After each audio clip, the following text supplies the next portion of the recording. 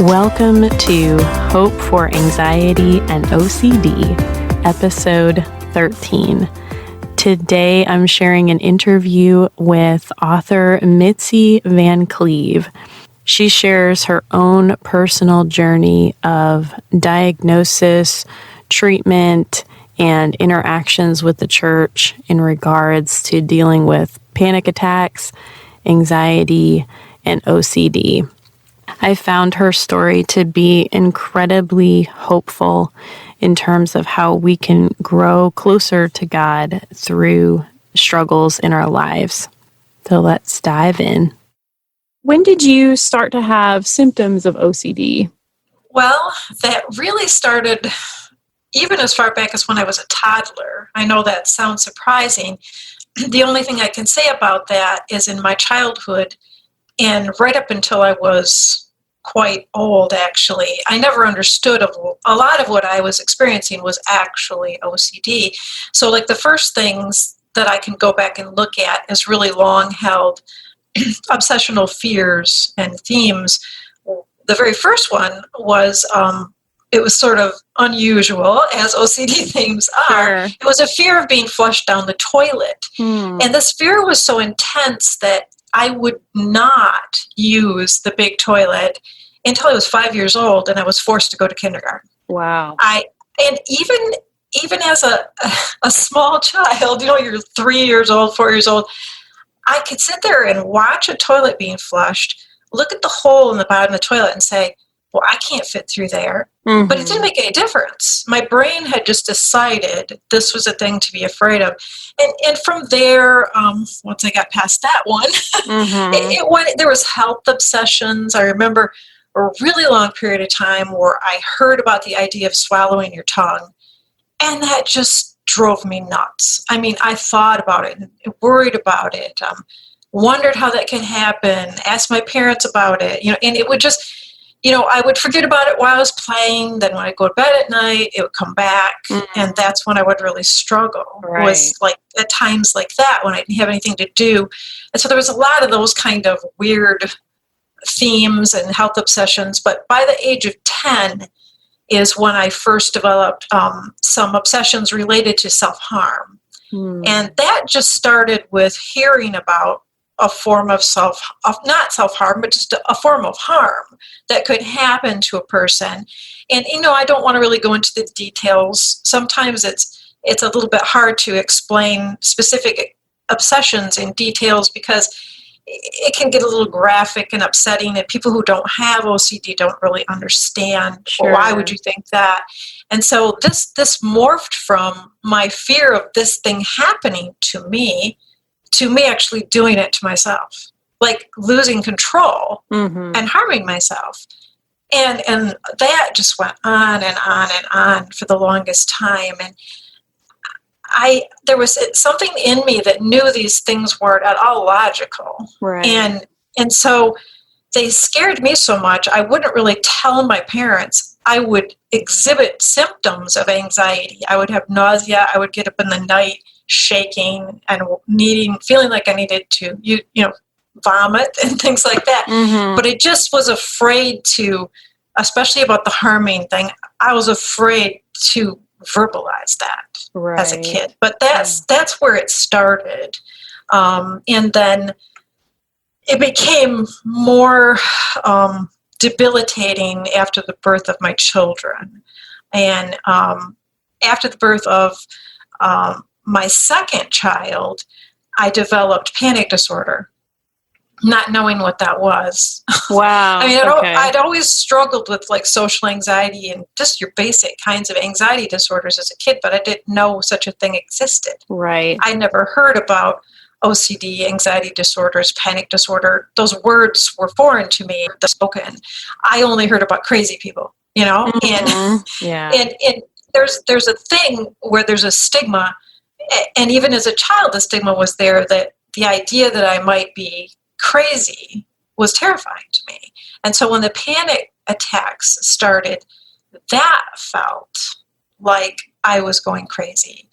And my first one was nocturnal. I was falling asleep and I woke up with a panic attack. Mm-hmm. And that happened to me a lot. It still does sometimes. Yeah. I just know what it is now. Mm-hmm. But that combined with that old harming obsession, the panic attack, the feeling of I'm losing my mind, I'm losing control, the derealization, the depersonalization that you feel at that moment makes you feel like you aren't going to be able to control yourself.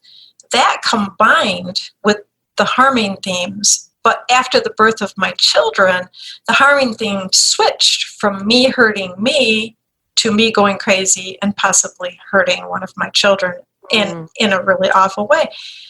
And that was just so debilitating. I can't even begin to describe how awful it was. And that's the hard thing about OCD is that the themes do shift as you get older or go through different developmental stages in life. And it seems like once you have a handle on one theme, sometimes another theme will then pop up. Oh, yes. It's very true about OCD. And that's why it's important to understand how the disorder operates, how to get on top of a theme before it gets on top of you and it grows too big and large. It gets kind of stuck in your head. And so, with that, I do try to tell people that there's physical symptoms with this too when you're going through this. And for me, some of the things I experienced during that really bad season, which was a very long season of harm OCD, was an inability to eat.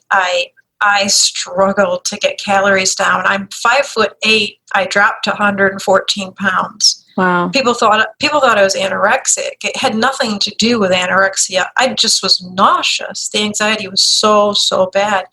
I couldn't sleep. Mm-hmm. And of course, if you have an anxiety disorder and you're not eating and you're not sleeping, that makes things even worse because that level of physical stress on your body is going to make the disorder worse. So that was what it was like and how it was like for me before I knew what was wrong. I'm curious about what your parents thought. Did your parents just think like, oh, she's really nervous a lot, or she's kind of an anxious child? They had no idea everything that was going on in your head, right?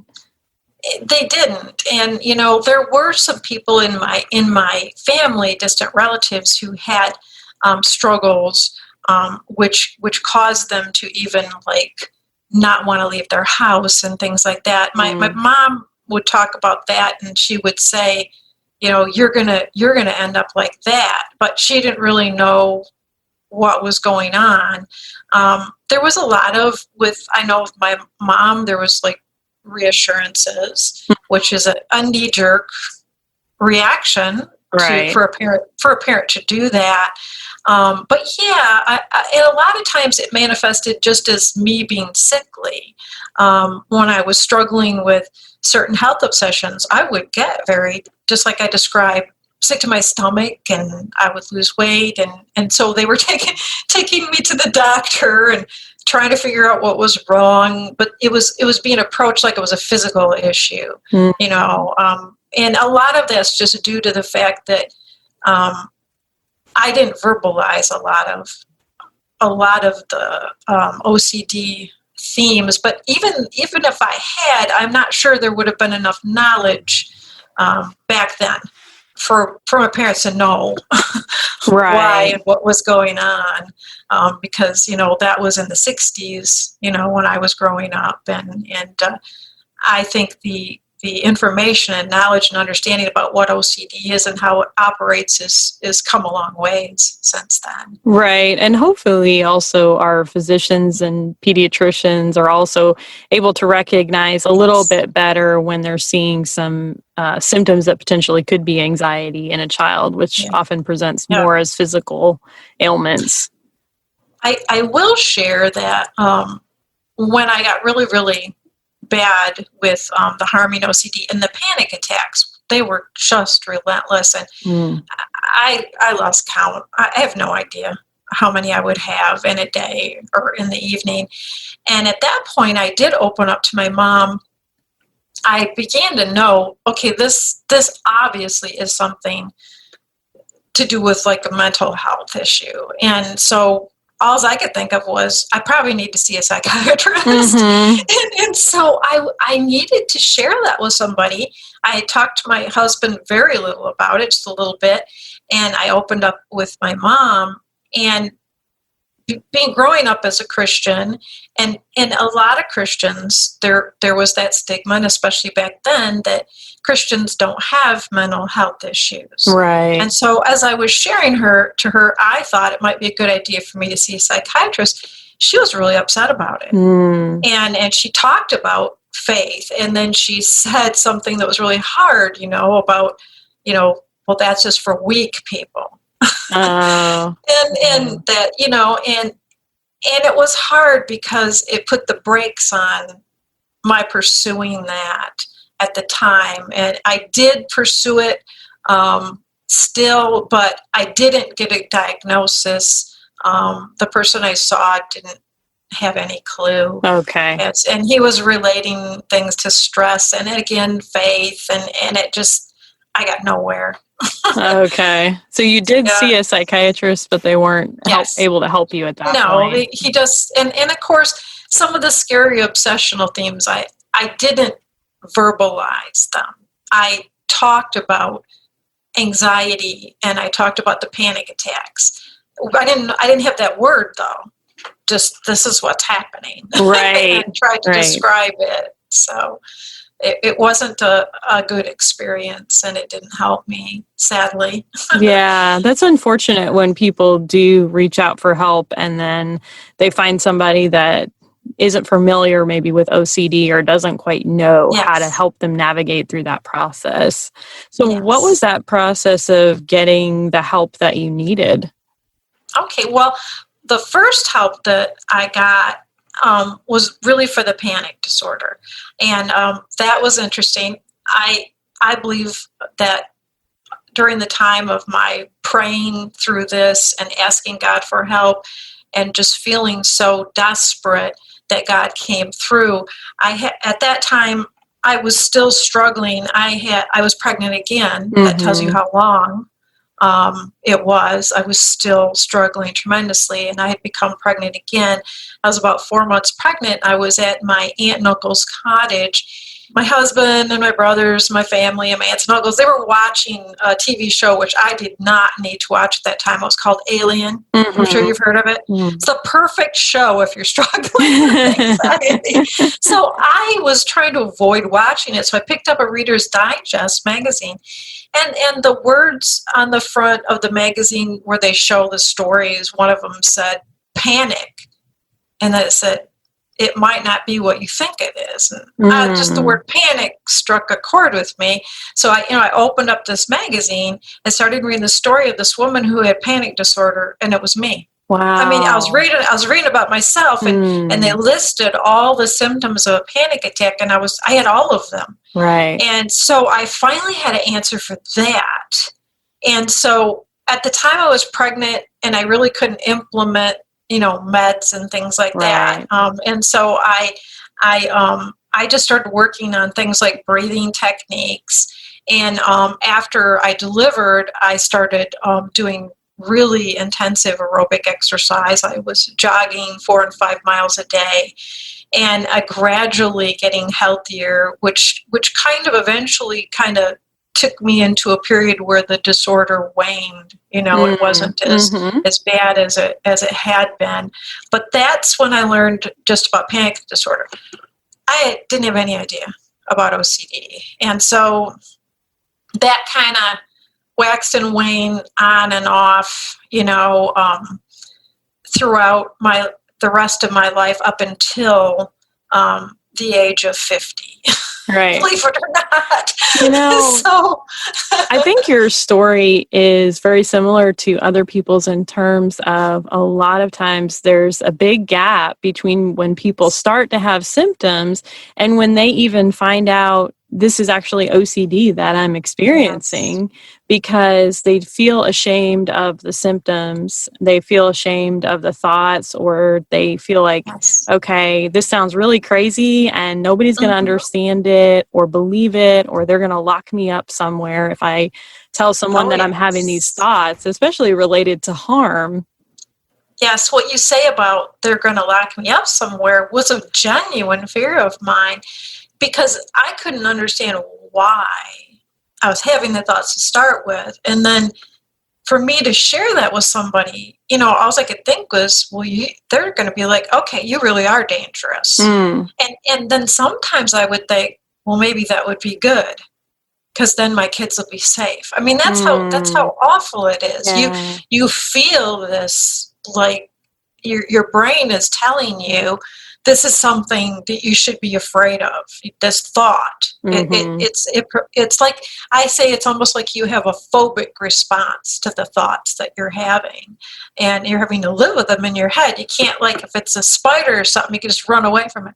But when it's a thought in your head, it's there, Right. and all that you're doing to try to get rid of it makes it worse. And of course it did with me, because I didn't know it was OCD and I didn't know what to do about it.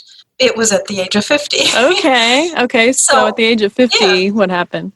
Okay, so I had already been struggling. I was going back through a flare of anxiety and panic attacks, because there'd been a lot of stress in our life. And, I'm not going to go into all the details, but lots of changes, big life changes. My husband went on disability, moves, just lots of changes, lots of uncertainty. And so I didn't notice it for a while, but it was kind of too late. By the time I did start to say, oh no, I'm going back through this again, I was having panic attacks. I was starting to have obsessions about my health again, related to stuff that normally I would just brush off. But that's how OCD is. It's always looking for a target, something to be upset about. And so during that time, I was praying again, reading my Bible, doing all the things I normally do as a Christian, to try to receive information from God about what can I do about this? How can I help myself? But also just, to gain comfort. And I got a lot of comfort from the Psalms, even back when I was in my 20s, because I saw in there things that described how I was feeling. So my son also gave me some sermons on tape, and he said, these are really good, Mom. I want you to, we always share things like this. You ought to listen. So I put one of those sermons in. It was actually on a CD, and I was doing dishes. I was trying to stay very busy and distracted. And so this particular pastor was talking about our struggles with sin as Christians, and I understood, it wasn't new to me, that as Christians, we will still be fighting sin our whole life. It's not something that we're cured of. It's something we're aware of. Right. We're made aware of when we become a Christian, and we have a desire to please our Savior, so we work continually towards pleasing Him through obedience. But he says this one statement, which I don't even know why he said it, in the middle of this sermon. He says, so if you call yourself a Christian, but you're still all the time struggling and sinning and struggling with sin, you really might want to think, are you really a Christian? In the past, I would have been like, yeah, of course. At this time, my brain just latched onto that. It was like, wait a minute. What if he's right? What if all this time, all these years, I thought as a Christian I'm not? And what if the reason I struggle with this thing, whatever it is because of that? And it just was like a dam broke open, and the thoughts, the intrusive thoughts related to that just poured out, just one after another. And it was just, I just began this war with it. It was a mental 24/7, every minute I was awake, I couldn't sleep. And that was the new OCD theme, but I didn't know it was OCD. Because you until hadn't ever had that before. It was a new theme. Until I was engaging with my compulsions. Mm. And so by then, at this point in my life, of course, we had the internet, and I was doing what's called researching. Lots of Googling. Lots of Googling, lots of researching around the topic of, am I still saved? Doubting your salvation. And I was reading all these articles about how we can know we're really Christians, and I would read them and pore over them, and it didn't help. It didn't make it go away. And suddenly one day I stumbled across a Christian forum that said, doubting your salvation, and then it said OCD. I was like, what does that have to do with what I'm going through? But out of curiosity, I opened it. And I got into this forum, and it was like I started reading the posts from the people in this group, and it was amazing. It was just like the Reader's Digest thing. I was reading my story. Right. They were telling exactly what I had been going through. I was stunned. And as I read more and more in this forum, and then I started going further out about OCD, what it is, how it manifests, what causes it, I had it. Mm-hmm. And I'd had it since I was a kid, and I never knew. Wow. And that opened up the door for me to finally have a way to manage this beast called OCD. And from there, I began learning more about ERP, about medications, about therapies like ACT, just all the ways that this thing that I called it, this ugly it, for all these years, it had a name. Mm-hmm. And I get tearful sometimes talking about it, because God just, he did answer my prayer. Right. He just didn't answer in the way I was wanting. The way I was wanting was just take this thing away, whatever it is. Mm-hmm. And he was pointing me to, this is what it is, and this is what you can do. Right. And it was just astonishing to me that I could live my whole life, basically, until I was 50 years old, and never have been able to get help. And there was so many long seasons of just debilitating, crippling suffering.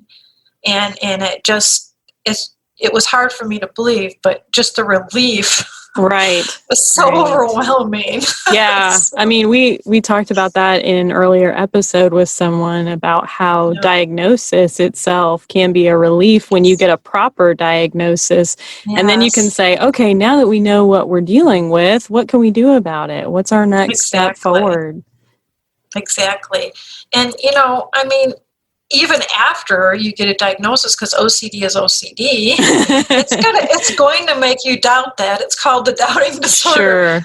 But as you begin to bravely risk working with things like exposure response prevention therapy, and even for me, it was brave when I was told I probably needed to try some medications. Mm-hmm. But that was hard for me. Sure.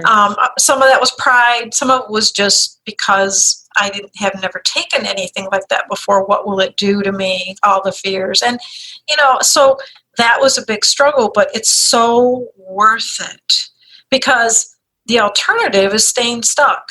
Right. And doing the same thing over and over and not getting better and feeling worse. And to me, I was determined, just like with the panic disorder, I was like, what can I do about this? And I found out these things are effective. It was just, it was hard. It's not like, oh, you began ERP and the next day it's like, I'm all better. Right. It's a process. No, it's a process. And the longer you've been struggling with the theme, I think it's a longer process. Your brain's got this practiced cycle of intrusive thought, anxiety response, compulsion, more intrusive thoughts, more anxiety, more compulsions. And so it's a habit that needs to be undone, and that takes time. Right. Did you get into therapy at that point? I started going to a therapist, and, I think this is the hardest thing about OCD and people with a diagnosis, is being able to find a competent therapist is hard. And my therapist was good for dealing with basic anxiety disorders like panic disorder, generalized anxiety, social anxiety. But when it came to OCD, she was asking me to apply your basic cognitive behavioral therapy like you would for like depression, which would be to challenge the thoughts, to counter the thoughts, and to write logical reassurances. Which is exactly what you don't want to do with OCD. Not a good idea. So I started doing that, and I got worse. And so I was like, you know what? There was one thing she offered up that was great. And it was, and I still say it today, and it's act as if. And that's part of the choice part of OCD. OCD thoughts may be telling me this and telling me that, but I'm going to act as if these things aren't true. And in the realm of Christianity and scrupulosity, even though my brain was telling me, I think you might be becoming an atheist. Mm-hmm. I could say, I'm going to act as if I'm a Christ follower. Right. I'm going to do all the things that a Christ follower does, even if my emotions will not validate that choice. That is my choice. And so that aspect helped. The other was worse. So I pretty much learned on my own. I did visit some really good websites like OCDonline.com. Dr. Phillipson, a lot of his work was just phenomenal to help me understand. And so I learned about imaginal scripting, imaginal exposures, and I wrote them and did them and recorded them. Awesome. And I was able to learn that on my own. But a lot of people really do need a competent therapist because it takes a lot of grit and determination and courage to do ERP. And I just think having a competent psychologist who's trained to do these things and understands the disorder is something, unfortunately, there just aren't that many. A lot of it has to do with your network, with your insurance, sure, too, which was one of my biggest hurdles. I could not afford the counselors and the therapists that I needed to see. I had to go to the ones in network. And even later on, when I was going through a bumpy time with my OCD, after I knew what it was, I was just going through a really bumpy time. And I thought, boy, I could sure use someone right now. And my therapist had passed. And I called around and I would ask, or I would write. I know I communicated through email. I would say, what do you know about ERP and ACT as far as you treating OCD? And they would say, I don't know what that is. Oh, wow. And then they would say, but I can help you with your OCD. And I'll be like, probably not. Right. So that's a hard thing. That's a really hard thing. It is hard because really therapists would have to pursue training after their degree to specialize in OCD. And a lot of people don't do that unless they have some type of personal connection, or in my situation, I was working with a lot of people who just thought they had anxiety, and then I was starting to see more OCD as I was starting to hear more about what they were actually worried about and struggling with. So that's kind of how I got branched off into it, but I think a lot of therapists have not received, further training on it. I want to get in with you on the spiritual aspects, really, of struggling with OCD. And I know a lot of people who are struggling out there probably are praying prayers just like you prayed. Like, God, this is awful. I feel terrible. I'm all tore up inside. Will you please just touch my body and touch my mind and take this all away? And how did you work through some of that wrestling with God? When I didn't know, I had OCD, I did a lot of that, and it was a wrestling time. I thought during that time, maybe this was due to past sins. Maybe there was something I needed to confess, and so I would pour over everything I could think of and current things and confess. For the OCD and the anxiety, I would go through, and I knew these verses. Every verse related to worry worry, anxiety, all of those things. And I had most of that memorized anyway. I did understand what those things meant. What I didn't understand was the difference. So the Bible talks a lot about anxiety and worry, but if you look at those passages of Scripture, you will see these are situational worries and concerns. They're about real life trials and afflictions. It isn't this always there free floating sense of dread and physical symptoms and everything of anxiety that can even be there when you aren't even worried about anything. It's like panic attacks, for instance. So that was confusing to me, but there was also a feeling, because God wasn't taking it away just miraculously, right, that maybe he'd abandoned me. And that's why I say the Psalms, there's particular Psalms, Psalm 13, I think, says, "How long, O Lord, will you forget me forever? How long will you keep hiding your face? Please answer me." And just the desperation there of the feeling when we're going through painful suffering and trials of where's God in all of this. And it took a while for me to understand growth through affliction. And that came gradually. There's several aspects of this. There's my own not understanding the difference between commonplace worry that everyone experiences and a disorder, like anxiety disorder, a real mental health issue. That was the biggest hurdle for me to get over, was to learn. So when I learned that I had OCD and I learned I had panic disorder, I was able to shift over into, well, maybe this is how God's answering my prayer. Right. And so I was able to see, just like if I had, because I do have hypertension, the answer to that God gave me wasn't to just miraculously heal my hypertension. It was for me to go on medication to treat my hypertension. Right. Yeah. And so that helped me to understand that these are very real disorders, and to learn about how they develop, why they develop, how they're genetic. And I see that in my family, that it's definitely genetic, and that it's not a sin to treat a disorder or an affliction and to seek professional help for it. Now, that was something I had to work through. But when you try to talk about it to other Christians, actually, if you don't know what's going on, but it's a mental health issue, you may not know. Like we've talked about how you can have OCD and not know it. So you might be going to a pastor or a Christian friend, and you might talk a little bit about your anxiety disorder. They come at you with what I call mini sermons. And they start quoting you all the verses about anxiety as if you'd never heard them before. And it was, especially when they know you're a Christian, they know you study the Bible, they know that you followed Christ to the best of your ability. It's a very condescending, because they water it down to, well, you just don't know how to not worry because you don't trust God. Right. This is a faith issue. If you had more faith. It's even gone so far as, and this is the one that drives me the most nuts, is if you have a mental health issue or anxiety disorder, people will say things to you like, you have a demon.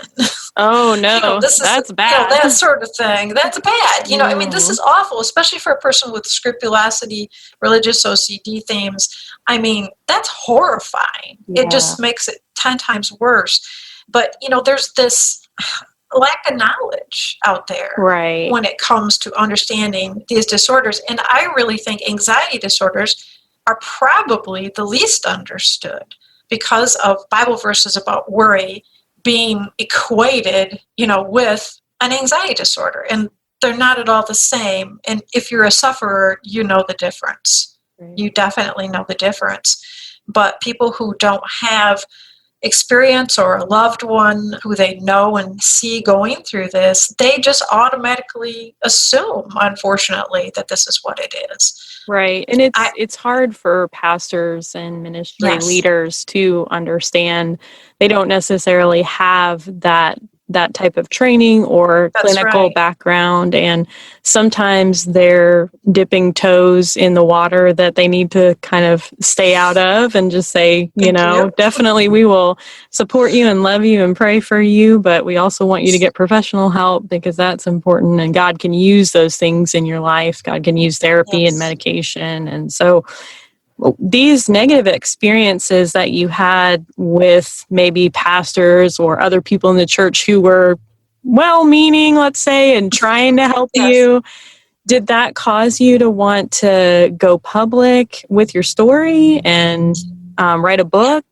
Yes, it really did. It wasn't just that, though, but that was a big part of it. What you just said about, they really don't have the training or the ability to recognize these disorders. I mean, scrupulosity, for instance, if a person is struggling with doubts about their salvation, and maybe this pastor's known this person for most of their life, and they're suddenly in their office and they're going through all these thoughts with them, and then the pastor gives them the reassurance from the scripture, and they're like, okay. And then they come back again. Mm-hmm. They start saying the same thing all over again. And for even the pastor, there's a level of frustration that can develop, and they're not equipped and they aren't knowledgeable about OCD and how it manifests itself in a person who's suffering. So I felt it was really important to share my story about living with anxiety disorders as a Christian and a Christ follower, but in particular about OCD because it's so misunderstood, and in particular about scrupulosity OCD, because when you go that direction, people are even more inclined to think it's a spiritual issue. Right. And even the sufferers themselves really, really struggle.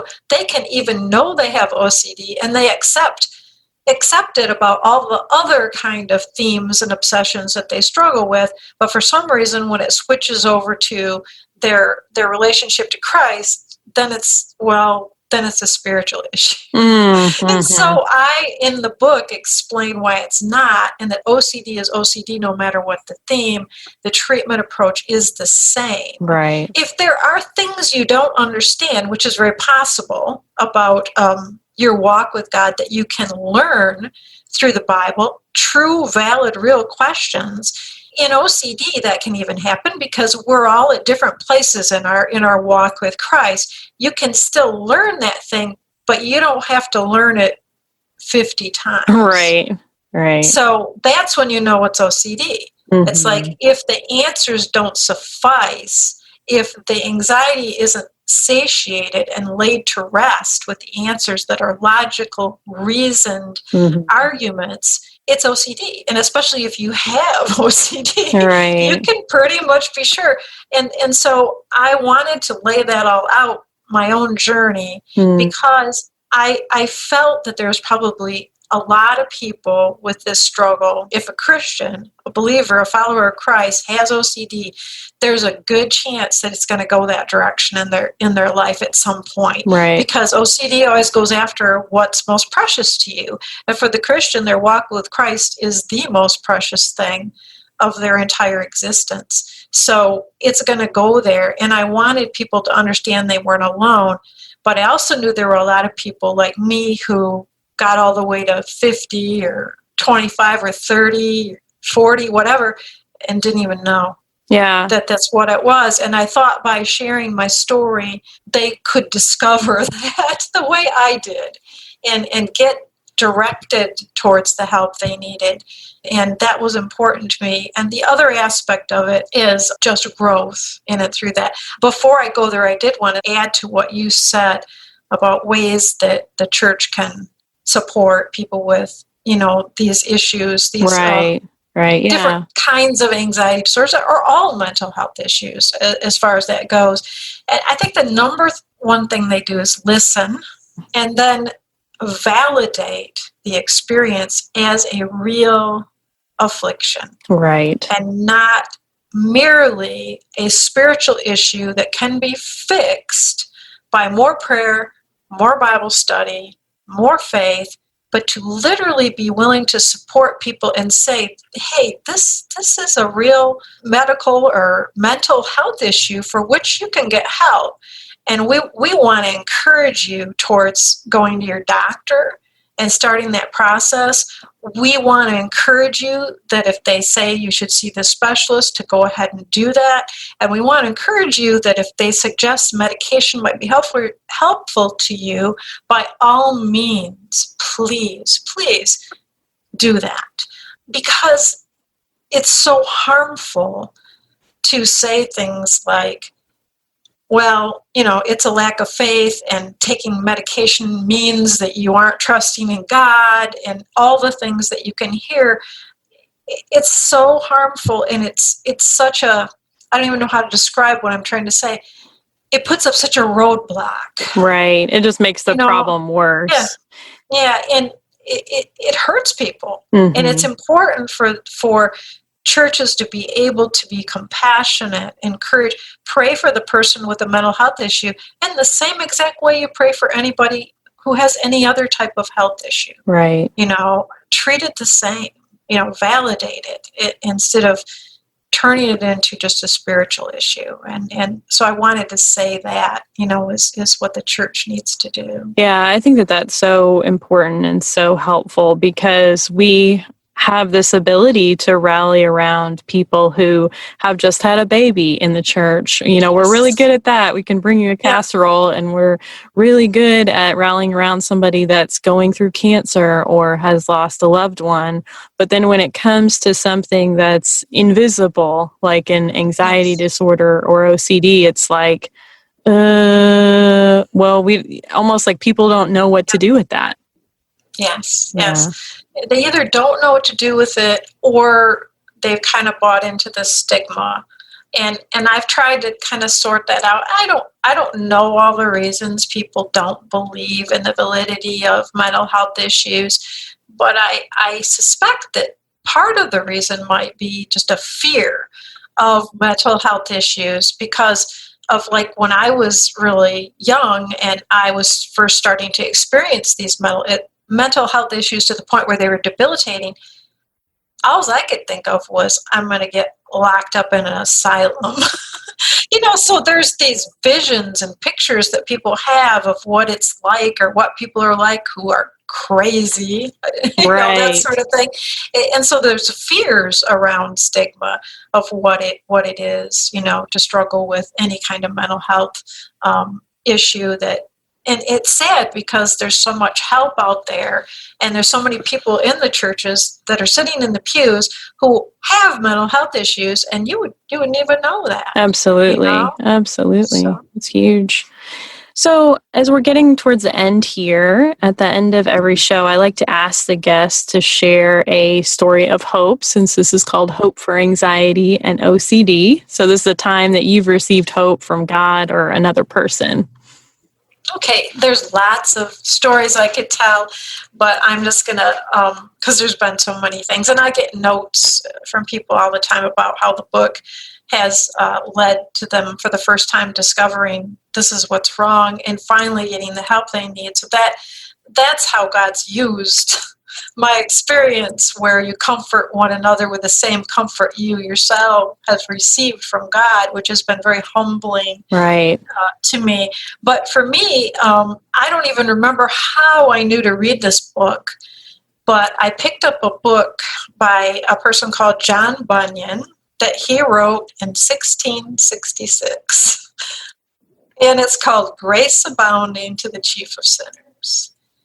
And Mr. Bunyan's story resonated with mine in ways I could not have believed as I read this book about his experiences with really what he had was OCD scrupulosity. Wow. When you read this book, it is just absolutely eye-opening. The struggles, the back and forth, how it debilitated him, how it crippled him, how he would be trying to even preach later on a sermon, and the intrusive blasphemous thoughts would just be blaring in his head, and he was so terrified they were going to come out of his mouth right while he was preaching, and it just crippled him. And he tells this whole thing, and it's so interesting to read because it's like, yep, that's what it was like for me. But at the end of his account in this book, he says, he admits that this thing was an affliction Right. that God had allowed in his life. It was an affliction. Mm-hmm. And the very next thing he says is God, and I'll use his language, God doth order it for my good. Mm. And then he gives this list of all the ways God had used this to grow him in his faith. And even as his account of how he learned to just accept the uncertainty of the thoughts and to press on in his choice to venture all for the sake of Jesus Christ was ACT, basically. Right. I mean, it was like, this is amazing. And I'm thinking, God knew that I was going to read that book. Mm. He wrote it in 1666. And God knew when I read that book, John Bunyan's story, was going to encourage me, and it would show me something. It would show me that this affliction has a purpose. And the last chapter of my book, I share the purpose in my own life, and that chapter is called Purposeful Affliction. Mm-hmm. And I just, one of the biggest ways I've changed in how I talk about my anxiety disorders and in my OCD in particular, is I used to kind of go along and say, well, I have OCD, but God can still use me in spite of it. Mm. And that's kind of how I worded it. Right. Now I say, I have OCD, and God is able to use me because of it. Wow. And that's because of the ways he's grown me through this experience of affliction. That's not uncommon. Paul talked about it. Right. Talked about his thorn in the flesh. He said, God said to me, my grace is sufficient for you. My strength is perfected in your weakness. And Paul ends up saying, I'm going to glory in this affliction because of this. Because when I'm weak, I'm depending on God's strength and not my own. And so God uses these things in ways perseverance, empathy, right. allegiance, the things that I learned through my OCD, and particularly my OCD scrupulosity. It's just amazing. But reading that book, that was just literally a godsend. And you think about it, they didn't even know what OCD was back then, but God laid it on John Bunyan's heart to write that account. Write about it. It's incredible. Write about it. And so 1666 to, when I'm 50 years old, here we are, and I'm like reading this book, and I'm like, this is amazing. It just shows that OCD's been around for a really long time. It's not a new thing. Right. It's just that we now understand, what it is, and there's help and there's hope. And everyone who is struggling with this, I just want them to have the chance, to understand what it is and how to get help. And especially for my brothers and sisters in Christ. Right. Yeah. Yeah. So it's your story and just what you're doing and just being vocal and open about being a very strong Christian who has also had a struggle and an affliction, I think is so hopeful to other people, hopefully, who will hear this podcast. But what we're talking about with church leaders, that's such my passion and desire, is that people would just get it, Yes. However they get it, whether they get it through listening to a podcast or reading your blog or talking to somebody with a personal struggle. It's just like, I just want people to be able to sit with people in pain and say, we're here for you. Yes. Yes. And so huge. It is so important. And it's important to understand that it is painful. I mean, like you called it invisible, and it is. Mm-hmm. I would still get up every day, go through the motions like a robot sometimes. I would fix my hair. I would, put on my makeup. It was difficult to go out when I was really, really sick, but I still did it. I mean, I would sit in church and be tortured because of my OCD, but I would sit there. Yeah. And sometimes I'd want to run out, but you can't see it, but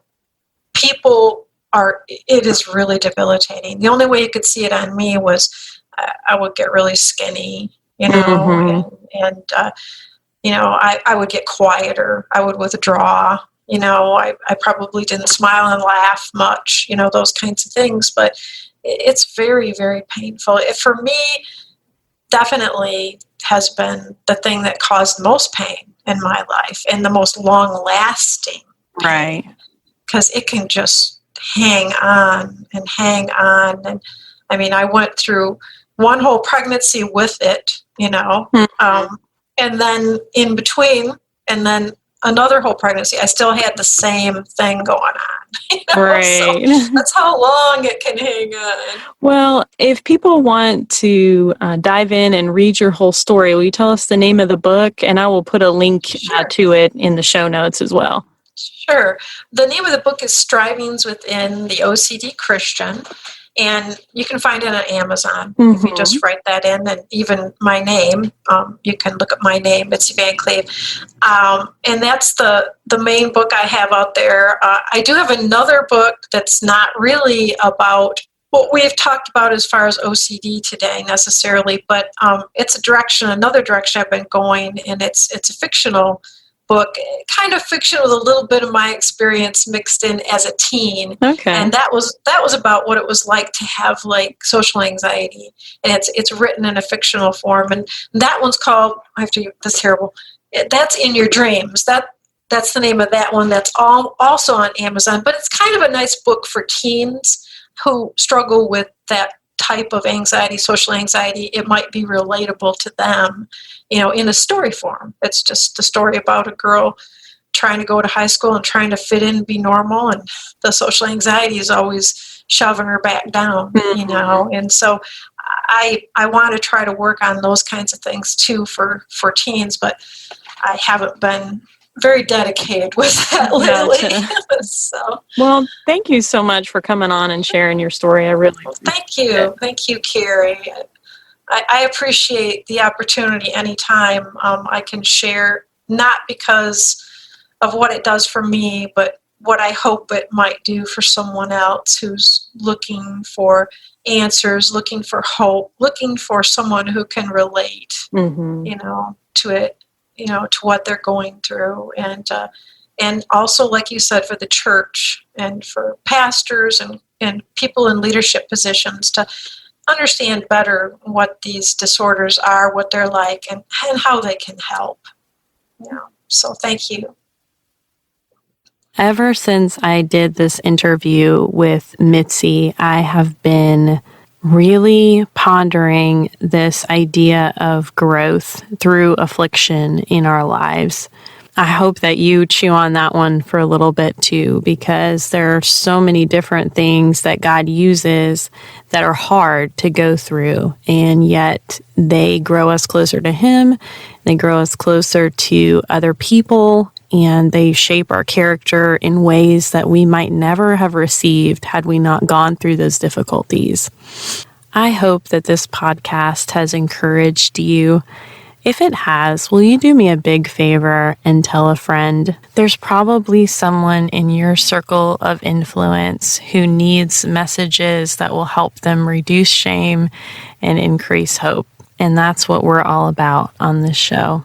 So thank you so much for taking the time to listen today.